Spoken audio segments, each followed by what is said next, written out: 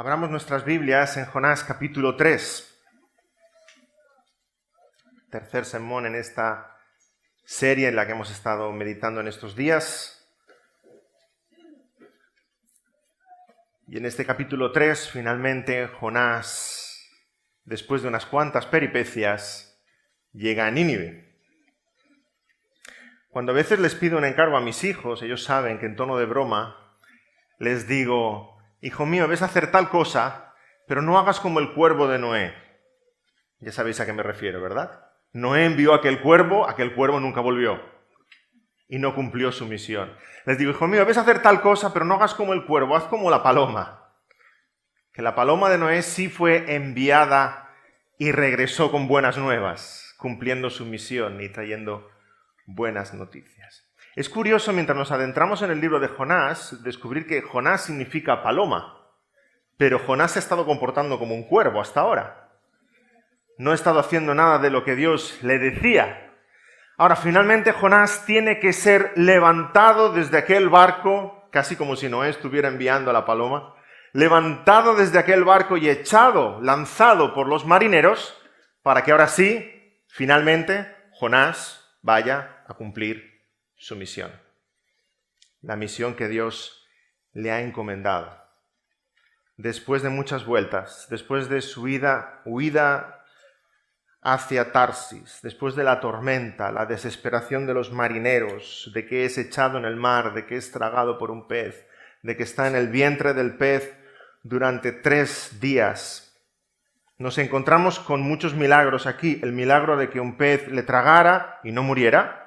Y ahora nos encontramos con un nuevo milagro, y es que el pez escupe a Jonás en tierra. Qué rápido leemos eso, ¿verdad? No escupe a Jonás en alta mar. No escupe a Jonás a 6.000 metros o a 6.000 pies bajo el agua, porque tendríamos a un Jonás muerto de nuevo. Ese pez, por orden de Dios, escupe a Jonás en un lugar seguro. Escupe a Jonás en tierra, para que esté vivo y pueda caminar y cumplir finalmente esa misión que Dios le ha encomendado. Qué precioso anticipo del Evangelio del Señor Jesucristo. Después de 3 días en el vientre del pez, Jonás literalmente resucita, sale del sepulcro, del fondo del mar, del vientre de ese pez, para anunciar el mensaje de buenas nuevas a aquellos que estaban lejos. Acabamos de leer Efesios capítulo 2. Éramos nosotros.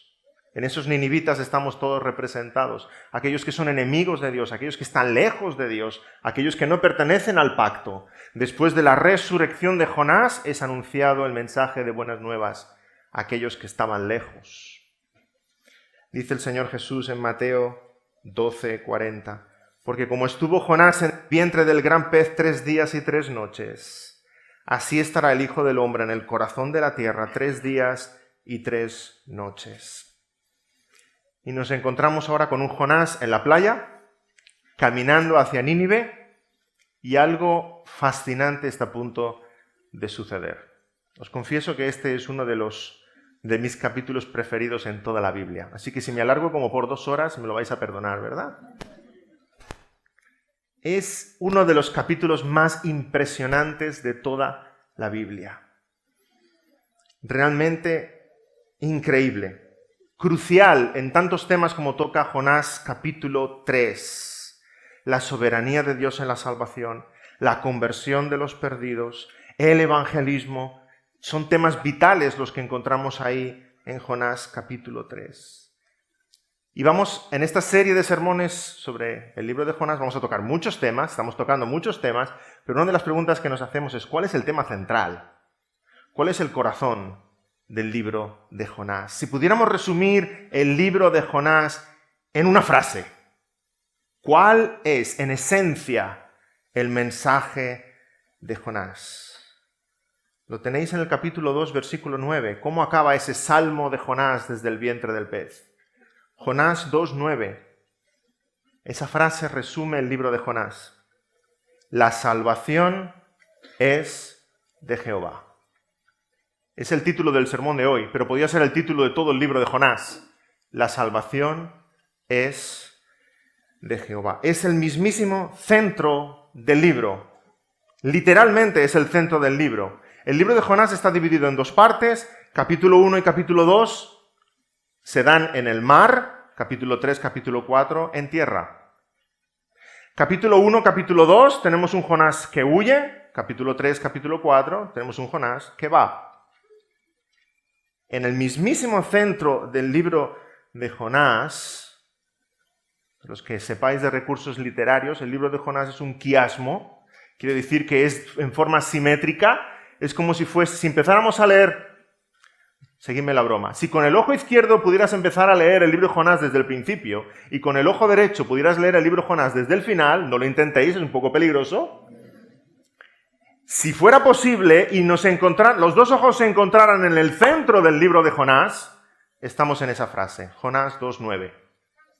La salvación es de Jehová. Esa es la cúspide de la montaña. Ese es el centro, el corazón mismo de este libro en el que estamos meditando en estos días. Y a la vez esa gran necesidad, porque empieza el libro de Jonás con Dios diciéndole a Jonás, de Nínive, una gran ciudad. En el centro del libro, de nuevo, sale esa expresión, Nínive, esa gran ciudad. Y al final del libro, como veremos, Dios le vuelve a recordar a Jonás de Nínive, esa gran ciudad. La salvación es de Jehová. Y qué grande es Nínive, y cuán grande es su necesidad, su desesperación. La salvación es de Jehová. En la salvación de Jonás vemos esa realidad. Jonás no puede hacer nada por salvarse. Jonás está en medio de la tormenta. Jonás se está hundiendo en el fondo del mar. Jonás no puede hacer nada por salir de su situación, y cuando es tragado por ese pez, rescatado por un mensajero de Dios, desde el vientre del pez, Jonás clama, y este es el salmo de un hombre agradecido porque ha visto cómo Dios le ha salvado. Y compone ese hermoso salmo y dice, la salvación es de Jehová. Ahora, lo que Jonás ha experimentado en sí mismo, vamos a verlo en los ninivitas, en toda una ciudad. Porque es toda esa ciudad la que está en la misma condición, desesperada, perdida, alejada de Dios, sin poder agradar a Dios. Versículo 1 y 2. Empieza así este capítulo 3. Vino palabra de Jehová por segunda vez a Jonás, diciendo, levántate y ve a Nínive, aquella gran ciudad, y proclama en ella el mensaje que yo te diré. El capítulo 3 empieza ya con la misericordia de Dios, porque Dios debería haber hecho otra cosa, es lo que esperaríamos nosotros con ese profeta rebelde y desobediente, ¿verdad? En cambio, lo que Dios hace es volverle a recordar su misión. Ve a Nínive, a esa gran ciudad, y proclama el mensaje que yo te diré. Los 3 primeros versículos de este capítulo 3 son casi idénticos al capítulo 1. Es como si estuviera volviendo a empezar la historia. ¿No os da esa sensación? ¿Un déjà vu? Dice, pero si esto es el capítulo 1 otra vez. Dios hablándole a Jonás, levántate y ve a Nínive y predicarás el mensaje que yo te diré. Es como si volviera a empezar todo de nuevo. ¿Os ha pasado alguna vez que estáis viendo una película y os quedáis como medio dormidos y cuando os despertáis veis la película en el mismo punto? Y os preguntáis, ¿quién ha echado la película para atrás? Ahora no sé dónde estaba. Nos da esa sensación ahora al acercarnos al libro de Jonás. ¿Quién me ha rebobinado la historia? ¿Vamos a volver a empezar? ¿El capítulo 3 está empezando igual que el primero? Es como si Dios hubiera rebobinado la historia para darle a Jonás una segunda oportunidad para que pueda hacer bien las cosas. Eso es lo que nos puede parecer a simple vista, hermanos. Pero si esa fuera la moraleja del libro de Jonás, fijémonos, si la moraleja del libro de Jonás fuera, Dios es un Dios de segundas oportunidades. Dios rebobina tu historia y te da una nueva ocasión para hacer las cosas bien. Si ese fuera el mensaje del libro de Jonás, sería un mensaje humanista. ¿Sí? Dios confía en ti. Ánimo, chato. Solo necesitas que Dios tenga un poquito de paciencia contigo, pero lo conseguirás. Dios cree en ti, tú crees en Dios. ¡Qué barbaridad! Si esto fuera tan solo una segunda oportunidad para Jonás, estaríamos en un mensaje completamente humanista. Pero ese no es el mensaje de Jonás. Si esto en verdad fuera una segunda oportunidad para Jonás, ¿sabes dónde estaría Jonás en el capítulo 4? En el fondo del mar. Jonás 1, ves a Nínive. Jonás 2, en el fondo del mar. Jonás 3, ves a Nínive. Jonás 4, en el fondo del mar. Y el libro podía continuar. Jonás 5, ves a Nínive. Jonás 6, en el fondo del mar. Y así eternamente. Si esto fuera tan solo una nueva oportunidad para Jonás, Jonás volvería a meter la pata exactamente como hizo. Y Dios tendría que volver a rescatarlo. Porque somos así. Somos así. ¿Cuántas cosas tienes que cambiar en tu vida, verdad? Y dices, ahora sí, nuevo año, nuevos propósitos. Vamos a cambiar. Hay capacidad, hay fuerza, hay voluntad.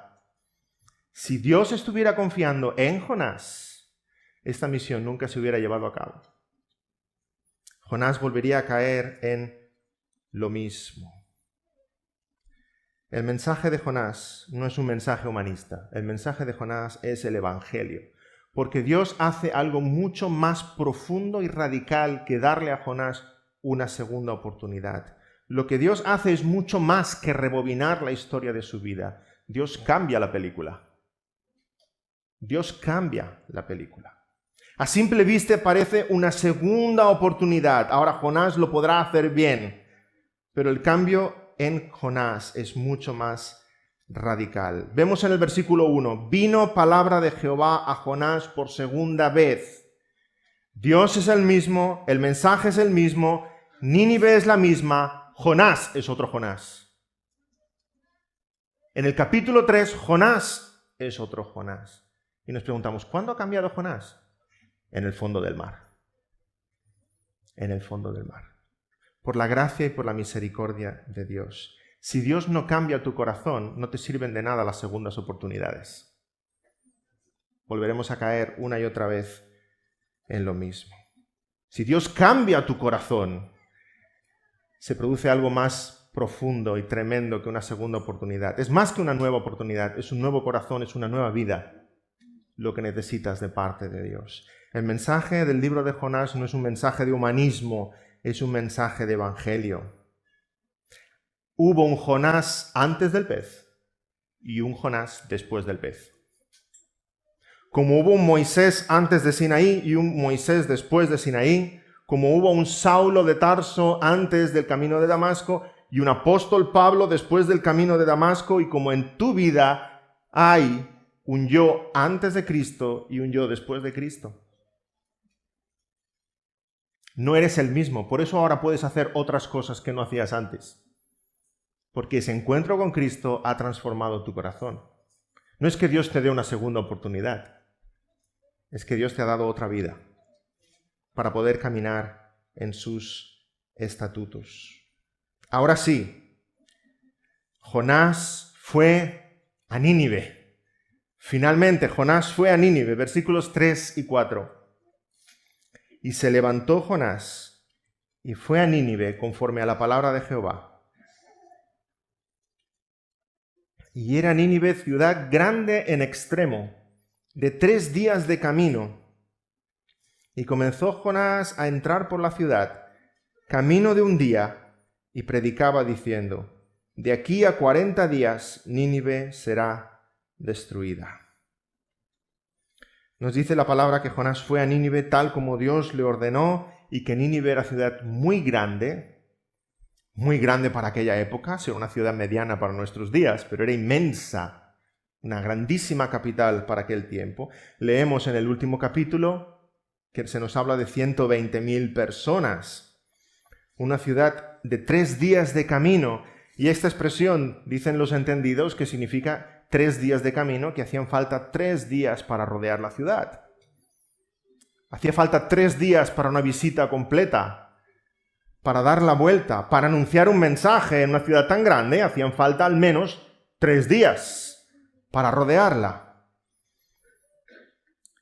Algunos críticos durante muchos siglos han negado la existencia de la ciudad de Nínive.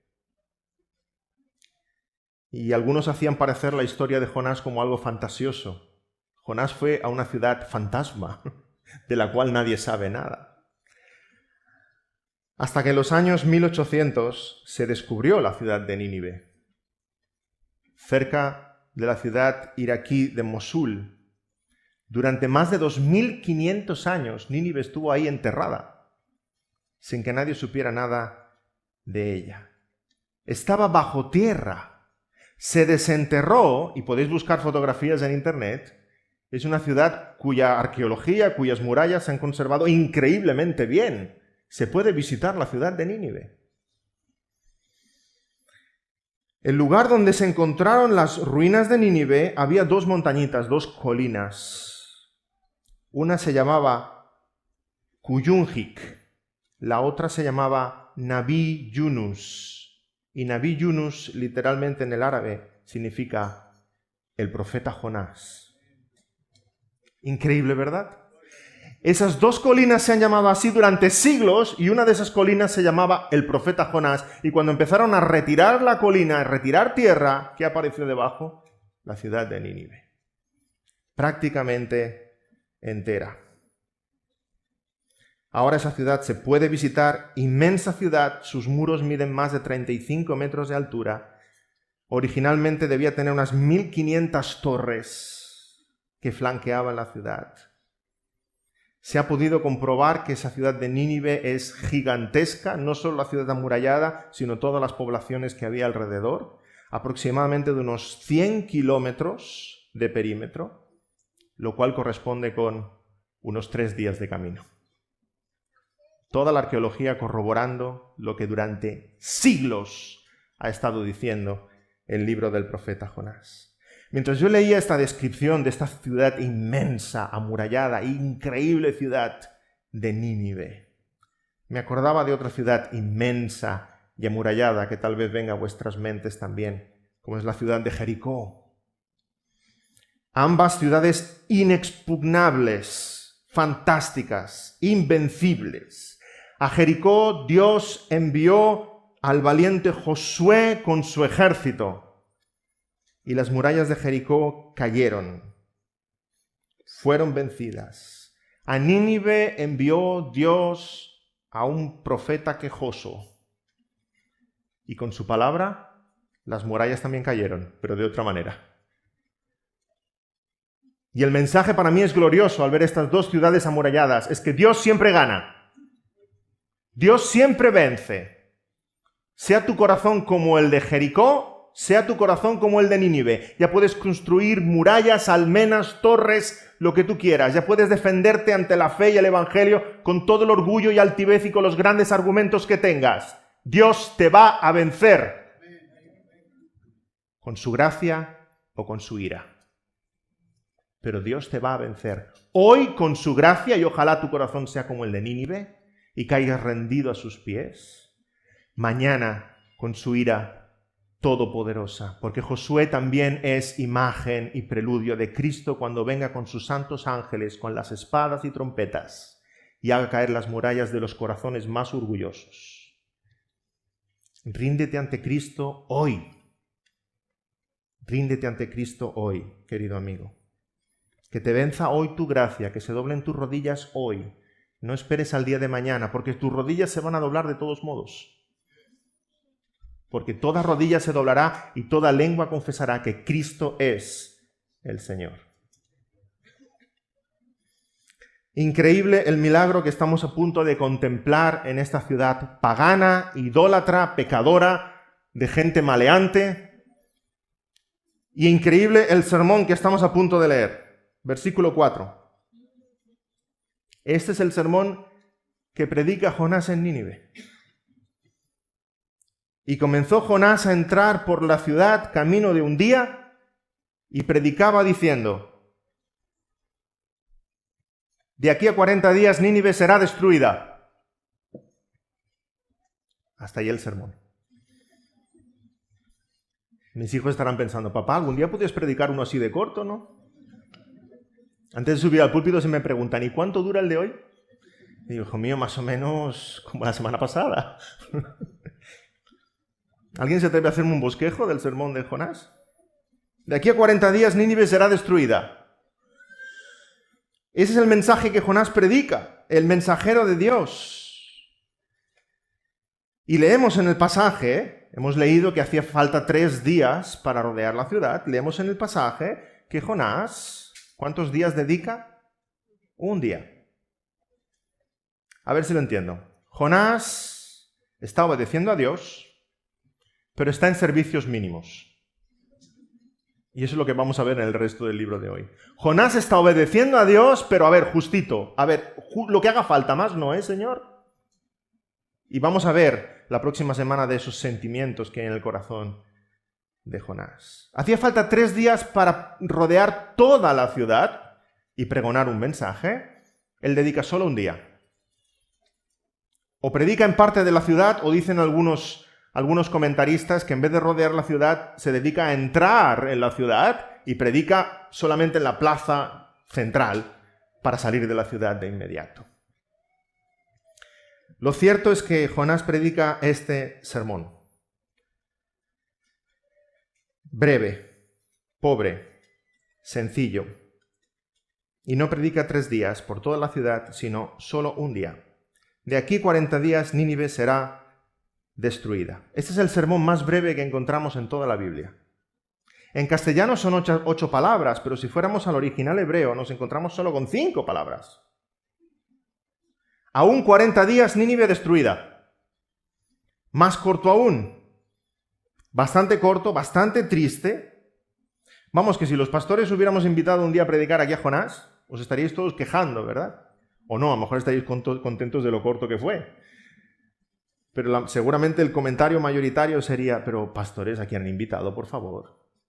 Envíen a alguien con un poco más de retórica, un poco más de teología, un poquito más de ganas. Que no vuelva, por favor. O si ha de volver, que lea algo de teología bíblica, algo de homilética, que haga el curso 222. Pero por favor, así, no. Esto no es un predicador, esto no es un mensaje. Da pena. Pero Jonás pudiera haber predicado un mensaje mucho más hermoso y mucho más elaborado. Hemos escuchado a Jonás antes. Desde el fondo del mar. ¡Qué maravilla! Cómo brilla Jonás cuando está en el vientre del pez. ¡Qué salmo! ¡Qué gloria al Señor! ¡Qué esplendor! ¡Qué gratitud! ¡Qué confianza! ¿Por qué Jonás no habla así a las puertas de Nínive? ¡Qué sermón tan poderoso pudiera haber predicado en ese momento! Anunciando la destrucción de Nínive, anunciando la salvación en Dios, anunciando la grandeza del Creador, anunciando la gravedad del pecado. Sin embargo, predica ese sermón corto, breve y se va. Hermanos, sinceramente, tenía que ser así en el libro de Jonás, porque si el sermón de Jonás hubiera sido un sermón maravilloso, pudiéramos caer en la tentación de pensar que había algún mérito en las palabras de Jonás. Que Jonás fue muy convincente. Y por eso la tremenda, maravillosa, gloriosa salvación de los ninivitas. Pero vamos a ver que no hay ningún mérito en Jonás, porque la salvación pertenece solamente a Jehová. Dejad que os explique una anécdota que muchos conoceréis ya, de otro sermón pobre, pequeño y sencillo. Cuenta una historia que un domingo un joven entró en una pequeña capilla de un pueblecito de Inglaterra. Y aquel domingo iba a subir al púlpito un hombre mayor, sin estudios, que apenas sabía leer y escribir. Y ese hermano predicó sobre Isaías 45, 22. Mirad a mí y sed salvos. Como este hermano mayor no había predicado muchas veces ni había preparado mucho ese sermón, repitió una y otra vez la misma idea. Mis queridos amigos, en efecto, este es un texto muy simple. Dice mirad.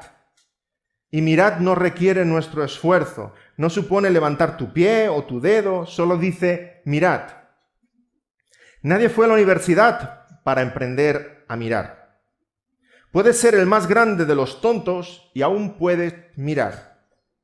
Cualquiera puede mirar. Incluso un niño puede mirar.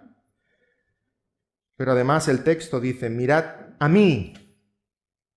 Ay, muchos de vosotros os estáis mirando a vosotros mismos, pero no sirve de nada mirarse a uno mismo. nunca encontraréis paz en vosotros mismos. Mirad a Cristo. El texto dice, mirad a mí. Después de 10 minutos, el predicador ya casi había acabado lo que tenía que decir. Así que se fijó en un joven que estaba sentado en la iglesia y la tomó con él.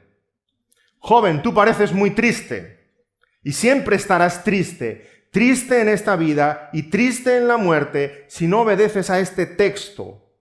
Pero si obedeces ahora, en este momento, serás salvo, joven. Mira a Cristo, mira.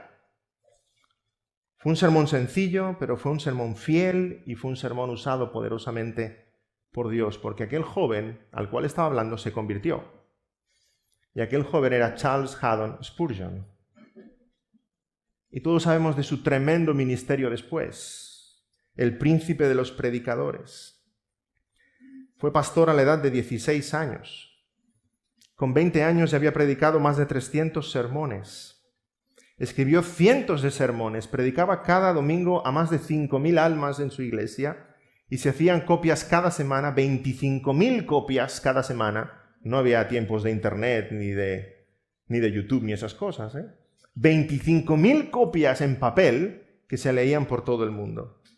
Después de 40 años de ministerio, se dice que en el ministerio de Charles Haddon Spurgeon no hubo un solo domingo donde no hubiera conversiones al Señor Jesús. Un sermón sencillo, un tremendo impacto.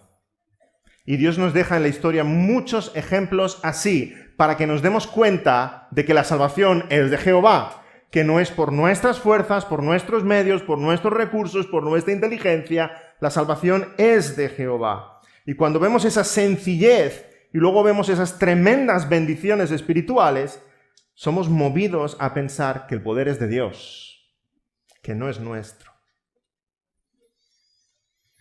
El ejemplo inverso lo podemos encontrar en ese tremendo sermón en Hechos 26 del apóstol Pablo delante del rey Agripa. Un sermón elocuente, vehemente, inteligente. ¿Y se convirtió Agripa? No. Agripa mira a Pablo y le dice, por poco me convences para que me haga cristiano. Un sermón inteligente, humanamente hablando, no consigue cambiar un corazón. Un sermón como el de Jonás, desastroso, y se convierte en una ciudad de 120.000 personas. ¿Me lo podéis explicar? La salvación es de Jehová. La salvación es de Jehová.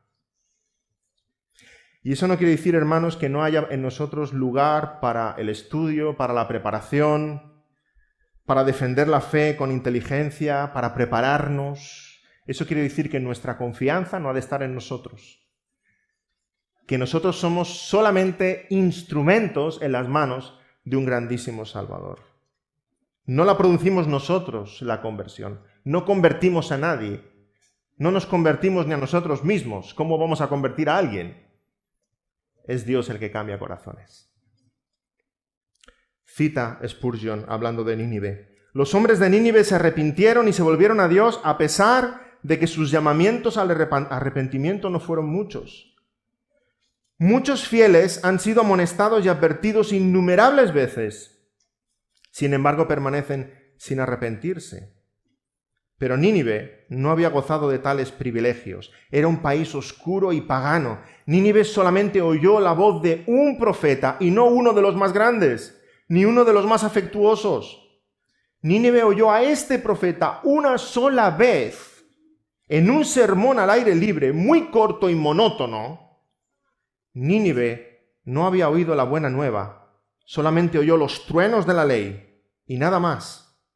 Sin embargo, la obediencia de esta amonestación fue inmediata, universal, práctica, aceptable a Dios, de tal modo que la ciudad entera fue salva. La conversión de Nínive fue una auténtica conversión y vemos los detalles ahí en Jonás capítulo 3. Vamos a fijarnos por un momento. Es una conversión auténtica y verdadera. Podemos leer versículos 5 al 9.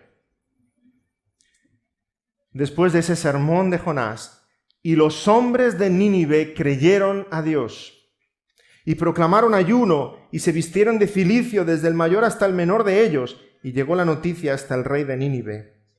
Y se levantó de su silla, se despojó de su vestido, se cubrió de cilicio y se sentó sobre ceniza. E hizo proclamar y anunciar en Nínive por mandato del rey y de sus grandes, diciendo: hombres y animales, bueyes y ovejas, no gusten cosa alguna. No se les dé alimento ni beban agua, sino cúbranse de cilicio hombres y animales, y clamen a Dios fuertemente. Y conviértase cada uno de su mal camino, de la rapiña que hay en sus manos. ¿Quién sabe si se volverá y se arrepentirá Dios, y se apartará del ardor de su ira, y no pereceremos? El resultado del sermón de Jonás fue milagroso. 120.000 personas, una ciudad entera, se arrepintieron de sus pecados, creyeron el mensaje del profeta, y esto es un milagro, hermanos. Esto es un milagro. ¿No nos damos cuenta de que es humanamente imposible de que 120.000 personas se pongan de acuerdo en algo el mismo día? Mira España, si llevamos de votaciones no sé cuántas veces y seguiremos así por los siglos de los siglos. Amén. Es imposible que 120.000 personas se pongan de acuerdo en algo en un mismo día, mucho menos en algo tan trascendental como la fe. 120.000 personas, haz una encuesta, verás que no juegan al mismo deporte, ni se levantan a la misma hora, ni escuchan la misma música. 120.000 personas no escogerían el mismo color de camisa, no escogerían el mismo nombre para su hijo, y si hubiera elecciones en Nínive, los 120.000 no votarían al mismo candidato. Es imposible que 120.000 personas hagan algo al unísono. Y sin embargo, llega Jonás y predica un mensaje de arrepentimiento, hablando de la inmundicia de sus corazones y de su ofensa a Dios, y 120.000 personas se arrepienten y claman al cielo. Esto es un milagro. Esto es un milagro de parte de Dios. ¿Qué hubiésemos esperado? Humanamente, ¿qué hubiésemos esperado que pasara en Nínive? Jonás entra, Jonás predica, le maltratan, le abuchean, le golpean, le llevan al rey, le juzgan injustamente, le echan fuera de la ciudad, lo apedrean. Y hoy día le conoceríamos como Jonás mártir. Muerto Jonás. ¿Qué hubiese sido un tremendo éxito ministerial de Jonás? Que Jonás hubiera ido a Nínive y que alguien le hubiera escuchado. Y que hubiesen llegado las noticias a Israel. Oye, ¿sabes que Jonás fue a predicar a Nínive? Sí. ¿Qué pasó con él? ¿Está muerto? No, ¿qué va? ¿Le han escuchado? ¿Qué me dices? ¿Que le han escuchado? Sí. Más aún, ¿está teniendo un estudio bíblico los jueves por la noche? Y van 7 o 8 personas. No me digas. Pero qué grande, Jonás, tú. Esto es increíble. Eso hubiese sido tremendo que sucediera en Nínive. Pero hermanos, no estamos delante de eso. Jonás llega, predica un mal sermón corto, monótono, de mala gana. Un día, en vez de 3 días, las noticias llegan hasta el rey y la ciudad entera se quebranta delante del Señor y se arrepiente de sus pecados. Esto es un milagro, no hay forma de explicarlo. Humanamente no hay forma de explicarlo. La salvación es de Jehová.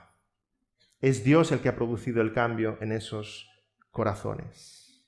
El texto nos dice que todos se arrepintieron de su mal camino. Hay una auténtica y verdadera conversión aquí. Y hay señales de verdadero arrepentimiento y de verdadera fe. Fijémonos, en primer lugar, versículo 5. ¿Dice que los ninivitas creyeron a Jonás? No. Versículo 5 dice que los ninivitas creyeron a Dios. Ya vamos bien. Primer paso. Hermanos, no creyeron al mensajero, creyeron al que enviaba al mensajero. No se fijaron en Jonás, en su ética o en su forma de vivir el cristianismo para intentar desacreditarlo de alguna manera.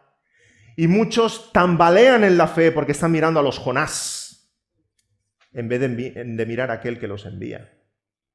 No pongas tus ojos sobre los hombres. Si pones tus ojos sobre los hombres es solamente para intentar desacreditarlos y desacreditar la fe cristiana. Pon tus ojos sobre aquel que los envía. Los ninivitas creyeron a Jehová, no a Jonás. a Jehová, creyeron que era cierto el mensaje que venía de parte de Dios. En segundo lugar, nos dice el versículo 5 también, que creyeron desde el menor hasta el mayor. Y aquí no se refiere a la altura, sino al estatus social. Desde los más sencillos dentro de la ciudad de Nínive hasta las altas esferas, los que están en palacio. También llegó a ellos la noticia y no se agarraron a su estatus, su inteligencia, su riqueza, sus estudios como excusa para no creer, sino que se arrepintieron delante del Señor, se humillaron delante del Señor, confesaron sus pecados.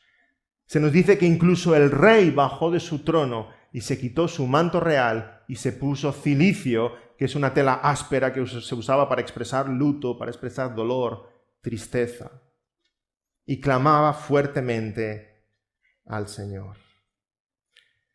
Vemos aquí una auténtica conversión, porque hay un auténtico arrepentimiento y una auténtica humillación delante de Dios. Y porque el mensaje es auténtico.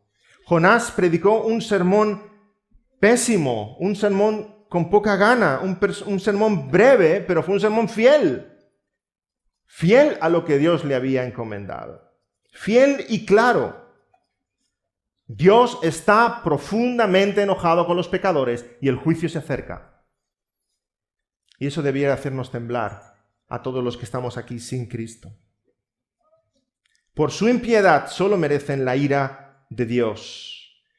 Y el mensaje de Jonás provocó un gran quebrantamiento, una gran convicción de pecado. La realidad del infierno se abrió delante de los ojos de los ninivitas y clamaron al cielo. Hermanos, a mí me entristece ver mucho de lo que hoy día se llama evangelismo y no hay nada de todo esto. No hay juicio, no hay pecado, no hay infierno. Solamente levanta la mano si amas a Jesús. ¿Cuántos quieren ir al cielo? Tú vas a un campamento con 300 niños y les dices, ¿cuántos quieren ser amigos de Jesús y quieren ir al cielo? Los 300 niños levantan la mano. ¡Bien! 300 conversiones. ¿Y el pecado? ¿Y el arrepentimiento? ¿Y la ofensa a Dios? ¿Y el clamor? Vemos un verdadero mensaje de arrepentimiento en Nínive. Vemos una auténtica conversión en Nínive, porque la conversión es aquí donde empieza, con la convicción de pecado. Si no hay convicción de pecado, no puede haber arrepentimiento. ¿Arrepentimiento de qué? No puede haber conversión. ¿Conversión de qué? Hay un verdadero mensaje de la ofensa de nuestro pecado ante los ojos de Dios.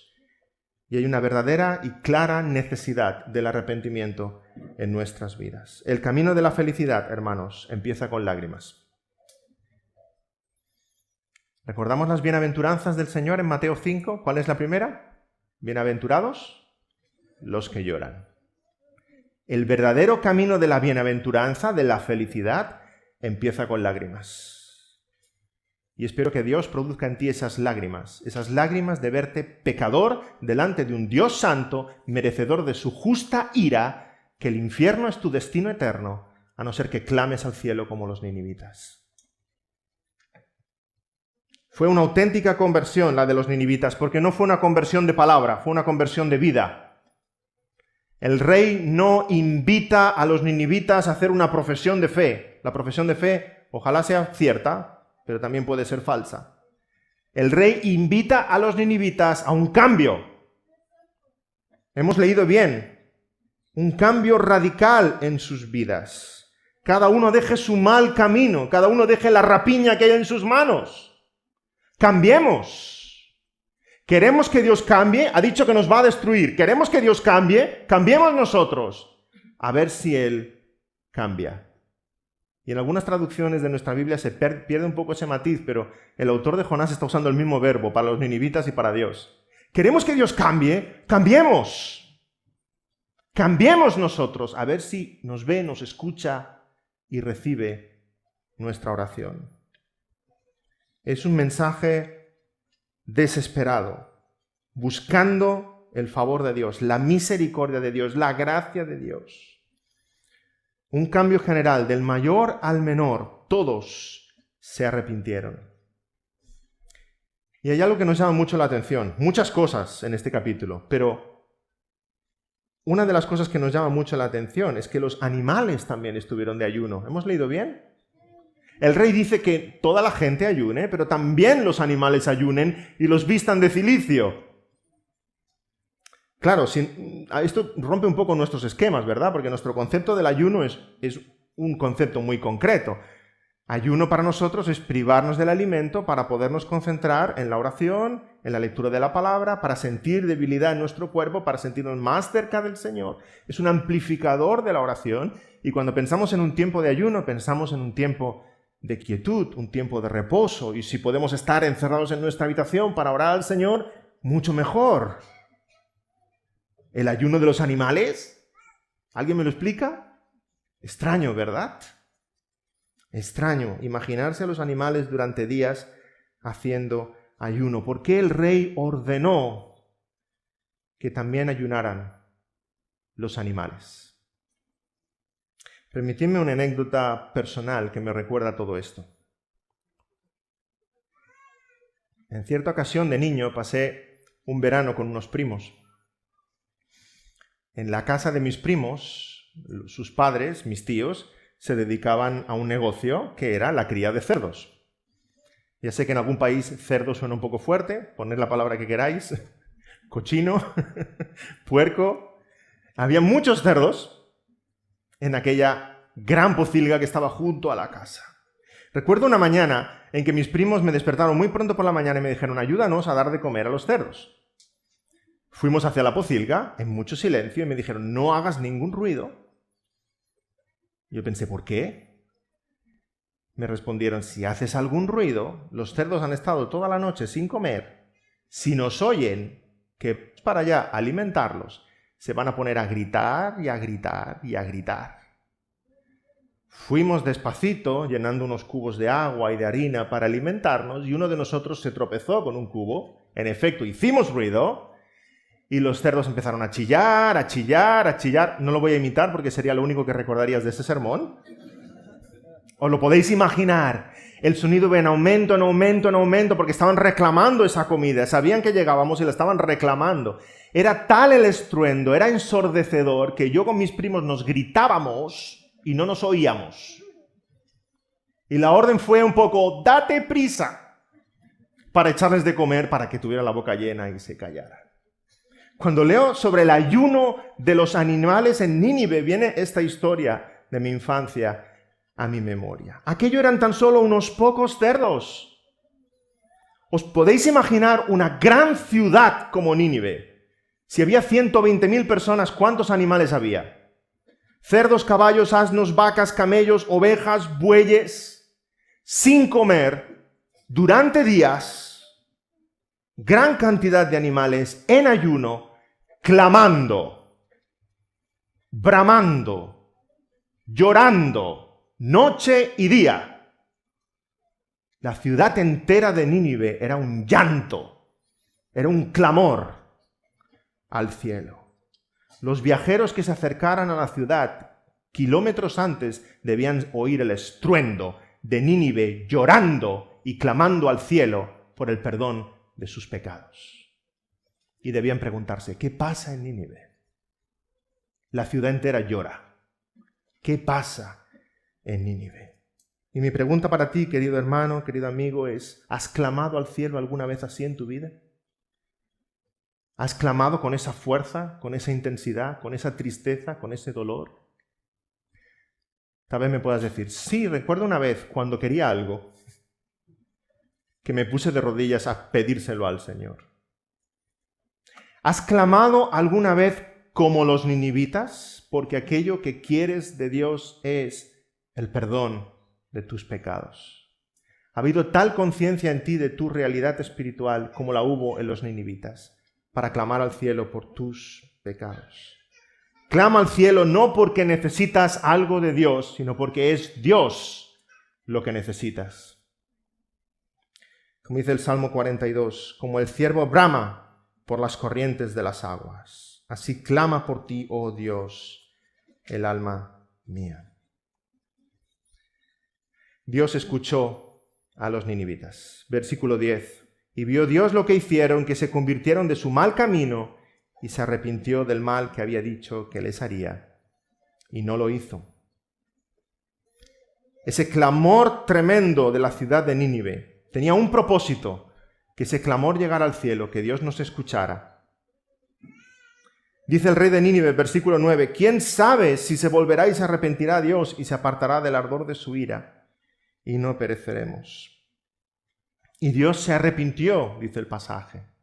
Claro, esta expresión despierta muchas preguntas en nuestra mente, ¿verdad? Dios se arrepintió. ¿Acaso no sabía Dios ya lo que iba a hacer? Sí, sabemos que Dios ya sabía lo que iba a hacer. Dios desde el principio de esta historia se había propuesto en su corazón salvar la ciudad de Nínive. Y Jonás lo intuye, y Jonás no lo quiere. Por eso no quiere ir, porque sabía que Dios tendría misericordia de ellos. Pero es una expresión para que nosotros entendamos cuál es el flujo del texto, de la historia, una expresión que también se usa en Génesis 6, por ejemplo, cuando Dios mira al pecado de los hombres antes del diluvio, Dios dice, y se arrepintió de haberlos creado. Es una forma para que nosotros, una expresión para que entendamos la narrativa de la historia desde una perspectiva humana, que Dios se arrepiente, que Dios cambia de opinión, pero la realidad es que sabemos que Dios no se arrepiente, Dios no cambia de opinión, porque Dios no es hombre para que se arrepienta. Como dice ese pasaje en Números 23, Dios no es hombre para que mienta, ni hijo de hombre para que se arrepienta. Él dijo y no hará, habló y no ejecutará. Pero este pasaje de Jonás capítulo 3 nos pone a nosotros delante de ese grandísimo misterio de la oración. Dios hace lo que quiere, pero Dios escucha nuestras súplicas. Es el grandísimo misterio de la oración.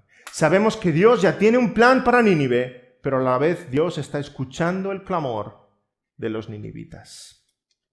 Dios escucha nuestras oraciones y este capítulo 3 es una invitación a nosotros a tomar esa actitud de los ninivitas, a clamar al cielo, a suplicar al cielo por el perdón de nuestros pecados, por la misericordia y la gracia de Dios. ¿Quién sabe si Dios cambia de opinión? ¿Quién sabe si Dios se arrepienta? Hay mejor teología en los ninivitas que muchos que se llaman evangélicos hoy día. ¿Quién sabe si Dios se arrepienta? Los ninivitas están confiando en la soberanía de Dios. Hermanos, la oración y el ayuno no es una varita mágica. Voy a orar, voy a ayunar y Dios va a hacer esto. Tú no puedes dar el brazo de Dios a torcer.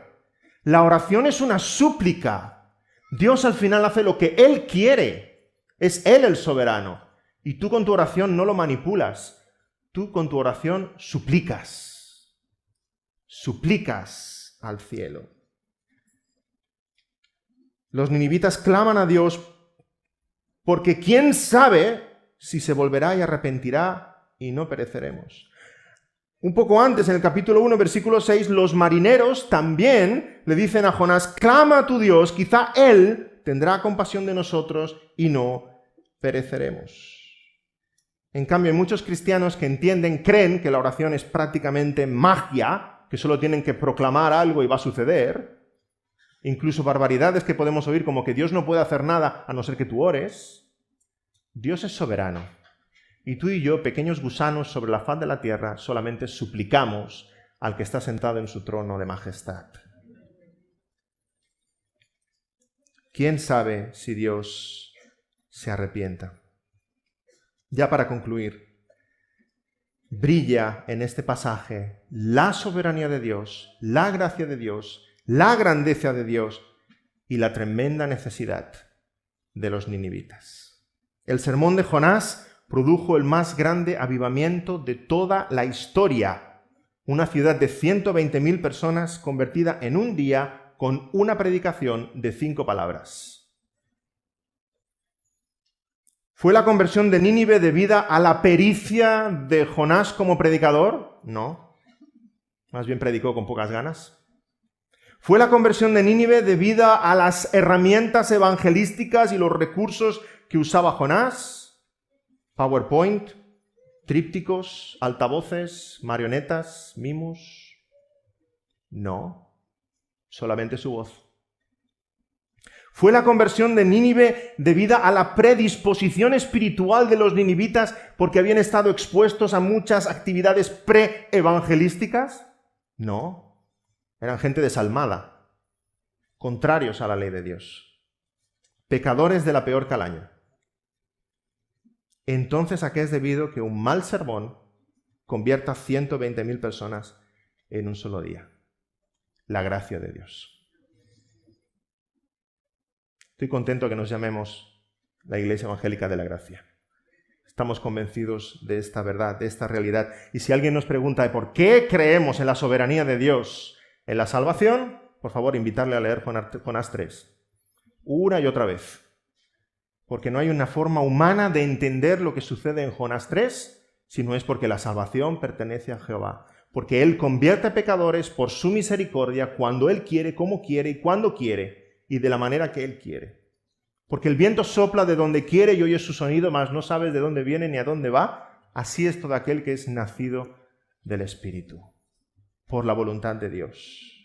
La salvación es de Jehová. Y esto dice Apocalipsis, que es lo que los santos cantaremos por toda la eternidad. La salvación pertenece a Jehová. En este capítulo brilla el poder de Dios para salvar pecadores. En este capítulo brilla la incompetencia de Jonás y la incapacidad de Jonás. En este capítulo brilla la tremenda necesidad de los ninivitas desesperados, viendo que el juicio se avecina sobre ellos. ¿Y cuánta misericordia tiene Dios para con Nínive? ¿Y cuánta misericordia tiene Dios para con Jonás? A pesar de Jonás, Dios quiere usar a Jonás. ¿No os parece increíble? A pesar de nosotros, Dios nos quiere usar a nosotros. Una de las cosas más maravillosas en Jonás 3 es que Dios quiere salvar a Nínive, ha decidido salvar a Nínive, pero no solo eso, Dios ha decidido salvar a Nínive usando a Jonás. Porque Dios podía haber hecho lo que hubiera querido, hubiera sido más fácil enviar a sus santos ángeles predicando sobre la ciudad y los ninivitas se arrepintieran. Dice la palabra que si nosotros no habláramos, las piedras hablarían. Las murallas de Nínive podían haber estado predicando a los ninivitas que están dentro y hubieran escuchado ese mensaje glorioso del Evangelio. Sin embargo, Dios quiere salvar a Nínive usando a ese pobre profeta. ¿Sabéis por qué? Porque cuanto más bajos y viles son los instrumentos, más glorioso es el mensaje, más gloriosa es la victoria, más gloriosa es la salvación. Cuanto más incompetente es el mensajero, como tú y como yo, con nuestras flaquezas y debilidades, con nuestros pecados, con nuestra rebeldía, cuanto más incompetente es el mensajero, más nos damos cuenta de que la salvación pertenece a Jehová. Vamos a orar. Gracias, Señor, por este hermoso pasaje que encontramos en Jonás capítulo 3, porque tú nos enseñas tanto. Queremos clamar como Jonás, la salvación pertenece a Jehová, es tuya, Señor. Eres tú el que salvas. Tú salvaste a Jonás, tú nos has salvado a nosotros. Y tú, Señor, salvas a los ninivitas y sigues salvando ninivitas a día de hoy, aquellos que están más lejos, segundo nuestro entendimiento, los que están más lejos de ti, destituidos de tu gloria. Señor, tú tienes a bien acercar el mensaje y cambiar corazones. Te pedimos, Señor, que comprendamos que la salvación no es nuestra, que nosotros no cambiamos a nadie. Es solamente tu palabra la que al principio, Señor, creó los cielos y la tierra. Tu palabra hoy sigue creando corazones nuevos. Que seamos auténticos mensajeros, heraldos, embajadores de tu palabra. Y que al predicar, Señor, allá donde estemos, esos huesos secos se pongan en pie y cobren vida por el poder de tu palabra. Gracias, Señor. Te pedimos por este nuevo nacimiento, por esta nueva realidad, por esta nueva creación en todos los aquí presentes, que tú quieres traer sobre ellos la convicción de pecado que hubo sobre Nínive, que se vean desamparados y destituidos de tu gloria y necesitados de un Salvador, y que, Señor, se acojan al mensaje del Evangelio y se abracen a la cruz, porque no hay otro nombre dado a los hombres en el que podamos ser salvo el nombre de Cristo. En nombre del Señor Jesús. Amén.